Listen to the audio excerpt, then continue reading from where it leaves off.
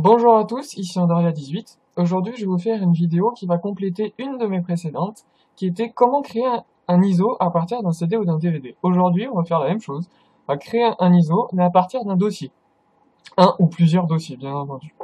Alors, c'est un autre petit logiciel, c'est pas LCI Creator, c'est FreeISO Creator. Ce logiciel, j'ai mis le lien en description de la vidéo, comme d'habitude, et il va vous présenter une arborescence des dossiers que vous voulez mettre dans votre ISO. Donc le premier fichier, on va le renommer. Je vais mettre programmation. Et je vais intégrer dedans tout ce qui m'intéresse. Voilà.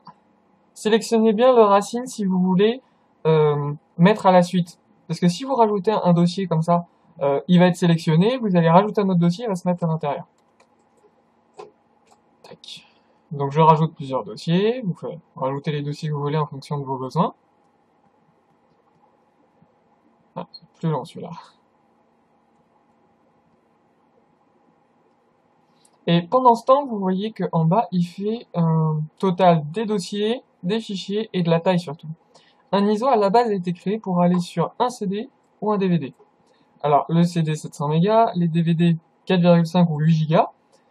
Puisque c'est aussi un fichier compressé, un point ISO c'est comme un point zip, vous pouvez lui donner la taille que vous voulez si vous voulez pas forcément le mettre sur un DVD.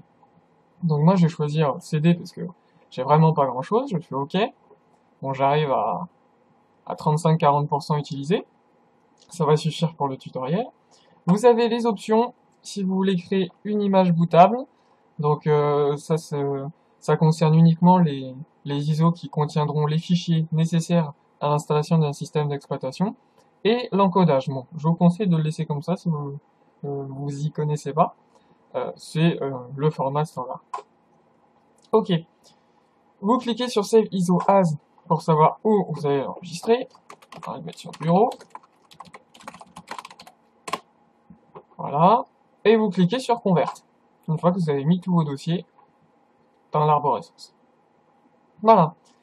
Conversion finie. Voulez-vous ouvrir le dossier de sortie maintenant? Donc non. J'en ai pas besoin.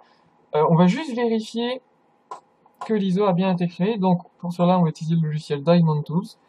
Voilà, je l'avais déjà fait.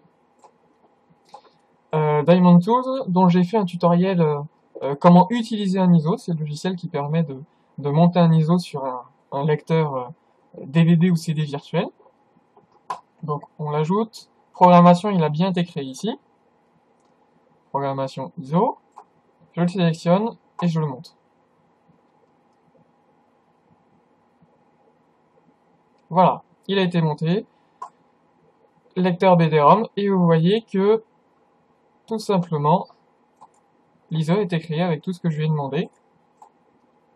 De 272 mégas, bon, c'est juste un exemple. Mais c'est comme ça que vous pouvez créer un ISO. Et donc il l'a bien reconnu en tant que CD. C'est important de préciser dans le logiciel la taille, mais c'est aussi le format limite, quoi. Comment l'ordinateur va le reconnaître. Donc voilà, vous savez maintenant créer un ISO à partir d'un dossier, ce qui peut être très utile.